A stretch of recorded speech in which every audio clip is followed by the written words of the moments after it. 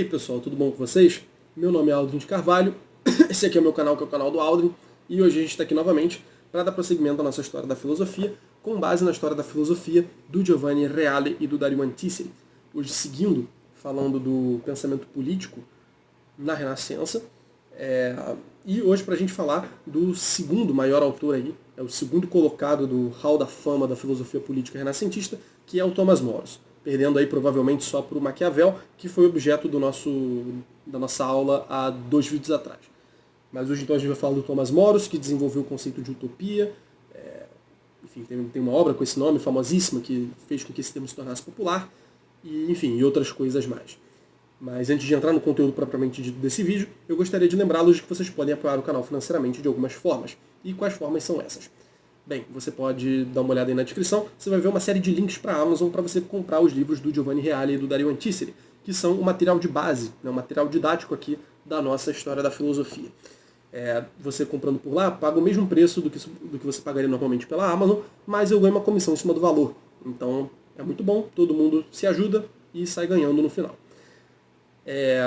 Além disso, você pode fazer uma doação pontual ou pelo Pix, pela chave que está embaixo, como pelo botão Valeu, que também está embaixo, ou por algum superchat durante alguma live que estiver rolando aqui no canal.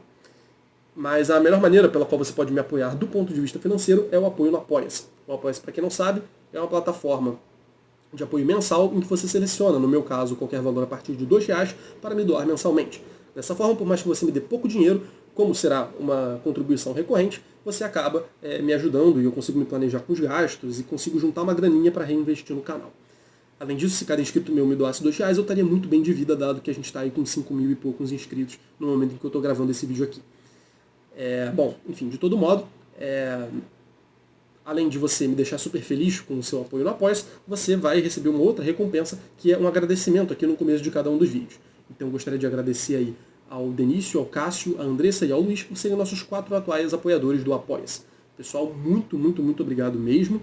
E se você que está ouvindo não faz parte desse grupo de apoiadores, clica no link aí embaixo e considere começar a apoiar, tá bom? Então é isso, pessoal. Vamos pro vídeo.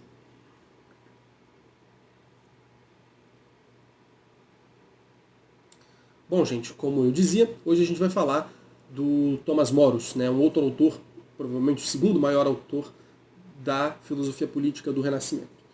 E, enfim, vamos então fazendo como a gente sempre faz, vamos lendo o Reale e comentando em cima do que ele nos diz. Tomás More nasceu em Londres em 1478. Foi amigo e discípulo de Erasmo e humanista de estilo elegante. Então vejam, 1478 foi discípulo do Erasmo de Roterdã. Figura aí que a gente estudou alguns vídeos atrás e que, inclusive, dedicou o seu elogio à loucura ao Thomas More. Eu não lembro se eu disse isso no outro vídeo, mas eles eram... O Thomas More era discípulo do Erasmo, eles eram bastante amigos. Tanto que o Erasmo dedicou a sua obra, o Elogio da Loucura, ao More. Inclusive tem uma dedicatória no começo, o livro, o Elogio da Loucura, abre com o Erasmo se referindo ao Thomas More e explicando por que ele decidiu escrever um Elogio à Loucura. É bem legal. Essa introduçãozinha é bem interessante. Enfim, e aí a gente vai ver então, como ele diz aqui, ele é um humanista de estilo elegante. Então vocês vejam que essa pegada humanista, essas preocupações, esses interesses humanistas pelos clássicos e tudo mais, ele parece ter pego aí, parece ter absorvido também do próprio Erasmo, dado que eles passaram muito tempo juntos. Moros participou ativamente da vida política, exercendo altos cargos. Firme em sua fé católica, recusou-se a reconhecer Henrique VIII como chefe da Igreja da Inglaterra, sendo por isso condenado à morte em 1535. Somente em 1935, ou seja, 400 anos depois, foi proclamado santo por Pio XI. Então vejam, ele era uma figura ativa, importante da vida política da Inglaterra, só que ele foi condenado à morte pelo rei Henrique VIII porque ele não aderiu à reforma que o Henrique VIII estava operando na igreja. Como vocês lembram, como vocês já sabem, nessa época estava rolando a reforma protestante, da qual a gente já falou bastante aí nos últimos vídeos, e uma dessas reformas que rolaram na Europa foi a do Henrique VIII na Inglaterra. né, que foi uma reforma que teve um cunho muito menos teológico e muito mais político nesse sentido, né. Henrique VIII ele queria se divorciar da esposa porque queria ter filhos herdeiros legítimos e ela não estava podendo dar esses filhos para ele, né. Os filhos não estavam nascendo e os filhos homens, né, que pudessem assumir o trono, e então ele pede autorização ao Papa para se divorciar. O Papa, naturalmente, não permite, e começa toda uma treta que vai culminar na separação da Igreja da Inglaterra do corpo da Igreja Católica. De modo que agora o rei da Inglaterra será o próprio chefe da Igreja de lá. E, bom, né, Thomas Moros, como um bom católico, não podia aceitar essa divisão e foi condenado à morte por isso, mesmo tendo sido uma figura influente ali, principalmente na política. A obra que deu fama imortal a Moros foi Utopia, título elevado à denominação de um gênero literário antiquíssimo, muito usado antes e depois de Moros. Então ele escreveu uma obra chamada Utopia, cujo nome, né, Utopia, vai se tornar depois o nome de um gênero literário, né, que é uma palavra que a gente usa até hoje para se referir a uma espécie de idealização de uma cidade, de um contexto justamente utópico, né, idealizado, inalcançável nesse sentido. Né. É tão bom que não alcançável. Esse termo não existia antes para designar um gênero literário, e o Thomas Moros, a partir do momento em que ele aplica isso à sua obra, passa a difundir esse nome, né, essa palavra. Aí ele diz aqui, né, representando uma dimensão do espírito humano que, através da representação mais ou menos imaginária daquilo que não existe, apresenta aquilo que deveria ser, ou como o homem gostaria que a realidade fosse. Então vejam, né, é um produto do imaginário humano que representa aquilo que não é, mas justamente em vista de representar aquilo que, num certo sentido, é ideal, né? Aquilo que deveria ser. Nesse sentido, a gente vê que o Moros se coloca numa posição, ou pelo menos nessa obra, né, o Moros se coloca numa posição bem oposta à do Maquiavel. O Maquiavel tinha toda aquela questão do realismo político, né? Não apegar-se ao dever ser, mas ao ser. Enfim, a gente desenvolveu bastante esse papo aí há 2 vídeos atrás. Então ele está muito apegado à situação concreta da política, e o Moros, ao contrário, está especulando sobre uma cidade ideal, né, que se situaria nessa ilha de Utopia, que, enfim, é algo que não existe, né, é algo que é um dever ser, é algo que poderia ser, mas que não é. Algo que é muito melhor do que as coisas são de fato. E aí o Helley chama atenção aqui para a etimologia do termo utopia, né, para o significado etimológico do termo. Ele vem do grego u, que significa não, e topos, que significa lugar. E esse ia no final é um sufixo que entra aí como um sufixo que gera substantivos abstratos. Né? Então, utopia tem a ver com não lugar. Ou seja, indica um lugar que não existe. Ou ainda aquilo que não existe em nenhum lugar. Essas duas maneiras de interpretar o termo utopia se encaixam no que a obra está descrevendo, né? Que é uma cidade ideal que não existe de fato, né? Não existe no mundo, mas que poderia existir, que deveria existir. Platão já se aproximara muito dessa indicação, escrevendo que a cidade perfeita por ele descrita na República não existe em nenhuma parte sobre a Terra. Então, o Platão, por mais que tem gente que tem um pouco de ressalva, né, em aplicar esse termo utopia ao que o Platão está dizendo, tem algo muito próximo, justamente porque ele constrói uma cidade que seria uma cidade perfeita, né? E diz explicitamente que essa cidade não existe em nenhuma parte sobre a Terra, portanto em nenhum lugar da Terra, portanto utopia, não lugar. Então, vejam, né, esse gênero, né, esse tipo de construção literária já existia. O que faltava era um termo para isso, né? Mas foi necessária a criação semântica de Moros para preencher essa lacuna linguística. E o enorme sucesso do termo mostra o quanto o espírito humano dele necessitava. E sobre essa questão da necessidade do espírito humano de buscar idealizações ou qualquer coisa do tipo, eu lembro aqui o contexto político caótico da Europa desse tempo, né? Claro, especificamente o da Inglaterra, né, que, enfim, estava passando por uma das reformas protestantes da Europa, mas o próprio clero da Europa, de maneira geral, estava bastante desmoralizado, né?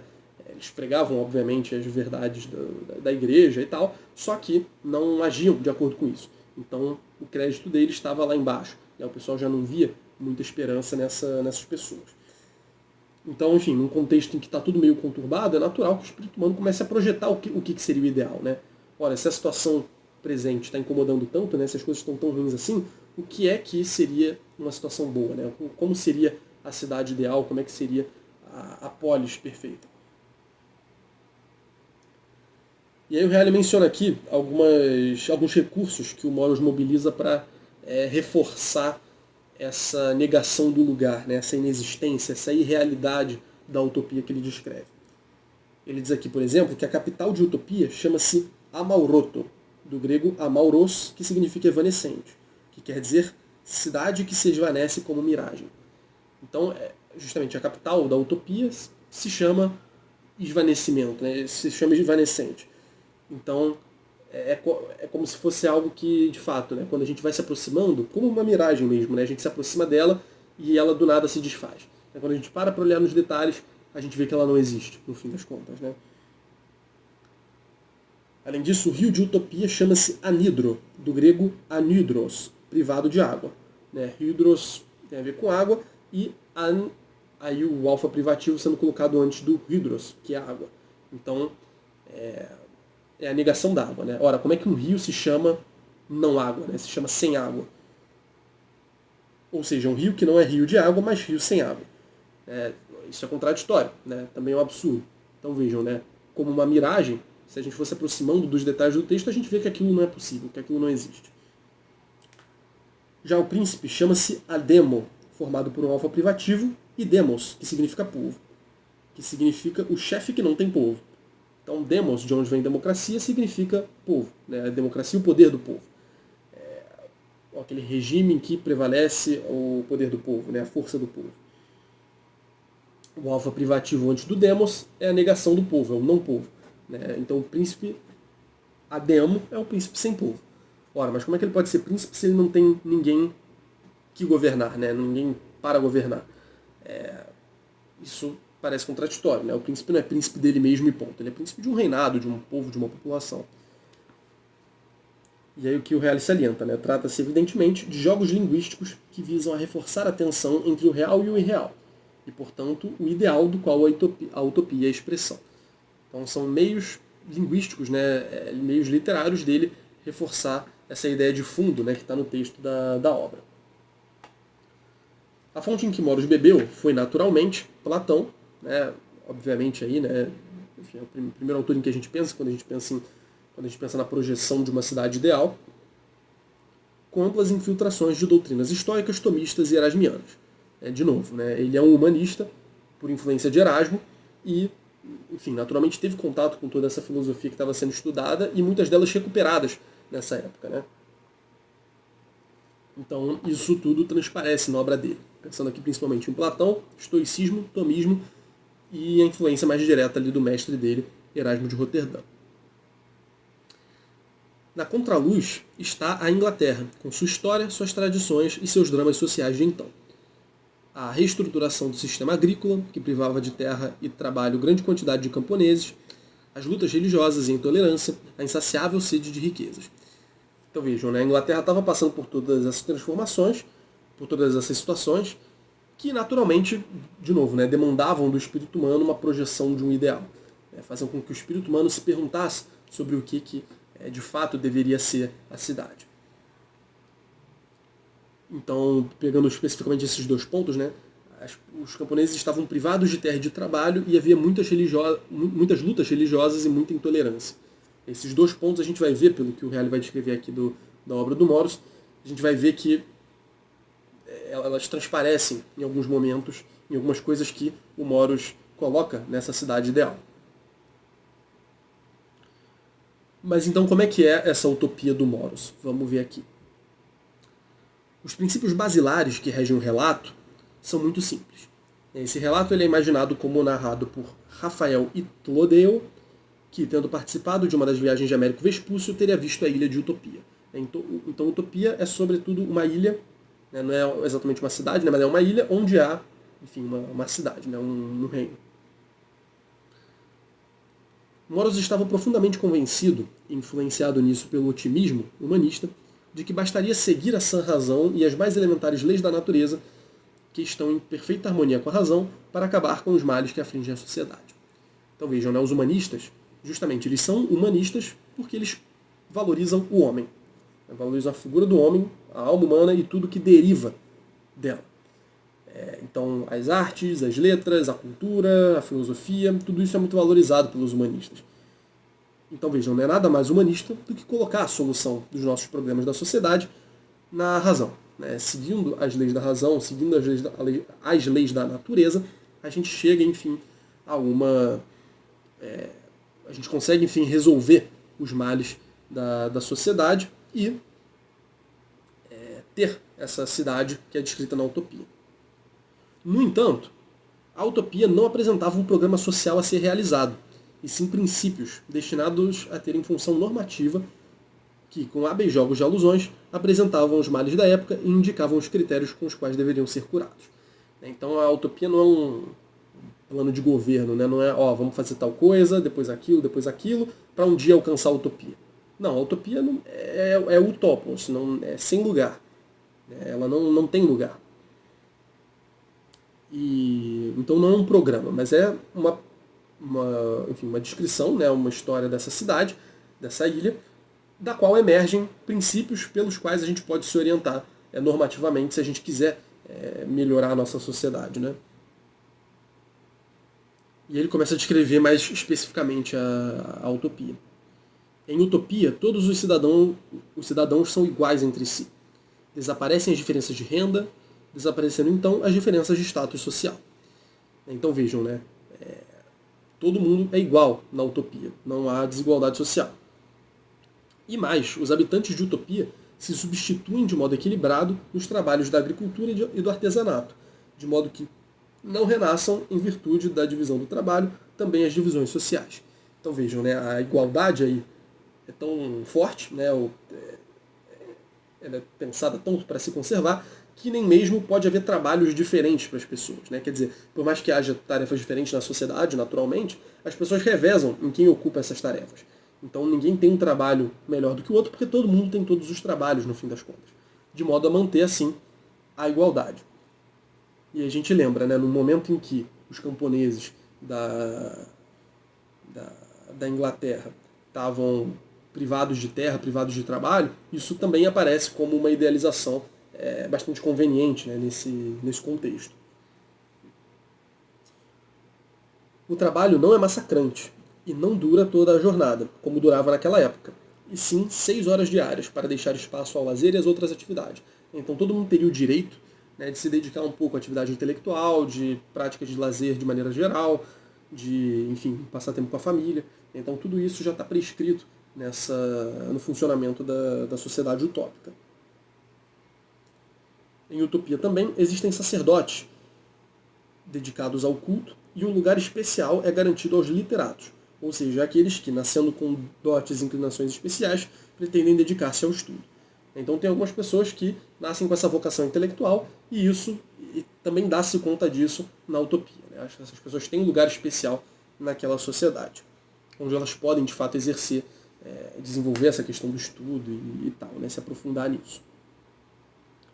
Os habitantes de utopia são pacifistas, seguem prazeres sadios, admitem cultos diferentes, honram a Deus de diferentes modos e sabem se compreender e se aceitar reciprocamente nessas diversidades. Então vejam, né? Eu falei agora há pouco que a Inglaterra estava passando por uma questão de intolerância religiosa muito pesada. E o Thomas Moros, né, nessa cidade, coloca que os habitantes eles lidam muito bem com as diferenças religiosas. Todos se toleram muito, né, apesar de adorarem a Deus de maneiras diferentes. Todos se aceitam e se compreendem bem nessas diversidades. Então admitem cultos diferentes. Não sei qual a abrangência desses cultos, né, se isso inclui outras religiões de maneira mais radical, assim, mas de qualquer forma é interessante, uma concepção bem diferente aí do que era comum nessa época. E eles também seguem prazeres sadios, né? Então não são pessoas muito desequilibradas assim, muito viciosas, né? Que se entregam a quaisquer prazeres. Não, então são prazeres moderados, né? Prazeres sadios. e são pacifistas, né? Por fim, os habitantes da utopia eliminam, com a abolição do dinheiro e de seu uso, todas as calamidades que a avidez do mesmo produz entre os homens. Então, não há dinheiro na utopia. E, não havendo dinheiro, e não havendo, portanto, uso do dinheiro, tudo aquilo de ruim que vem do uso do dinheiro também está ausente. Né? Pensa aí na avareza e outras questões desse tipo que nos assolam. Né? Essa realidade das pessoas que só pensam em dinheiro, que vivem para conseguir dinheiro, isso na utopia não existe porque não há dinheiro. E em uma das páginas conclusivas da utopia, Morus põe em primeiro plano este belíssimo pensamento em forma de paradoxo. Seria tão mais fácil procurar-se o de que viver caso não impedisse justamente a busca do dinheiro, que nas intenções de quem inventou teria devido servir-nos precisamente para o fim de agilizar a vida, quando na realidade ocorre exatamente o contrário. Então vejam, o dinheiro ele serve para facilitar a vida humana. Né? A princípio a ideia original é essa. Quer dizer, eu tenho 50 vacas, você tem 50 ovelhas. Eu quero trocar algumas vacas por algumas ovelhas. Pô, como é que a gente vê, como é que a gente mede quantas vacas valem uma ovelha ou quantas ovelhas valem uma vaca? Para isso você precisa de uma unidade de medida padrão e o dinheiro entra aí como uma solução para isso. Né?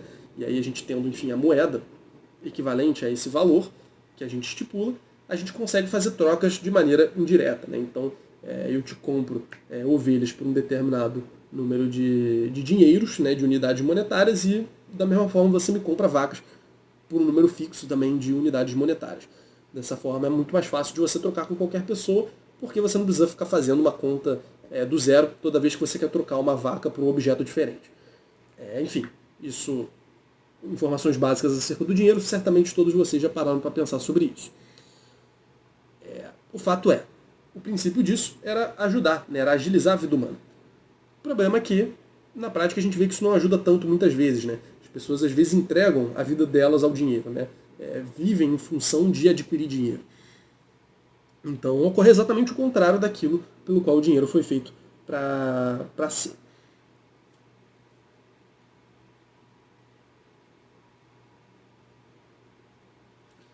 E bem, pessoal, esse foi o vídeo. Eu espero muito que vocês tenham gostado. No próximo vídeo a gente segue falando da filosofia política do Renascimento. E eu espero vocês nas próximas aulas. Não se esqueçam de apoiar o canal financeiramente, das maneiras que eu sempre peço para apoiar. Além disso, deixem um like aí embaixo, inscrevam-se no canal, comentem alguma coisa e favoritem o vídeo. E o mais importante de tudo, divulguem o vídeo para quem vocês acharem que possa se interessar. Isso é o mais importante de tudo, tá bom? Então, muito obrigado, gente. Um abraço. Até o próximo vídeo.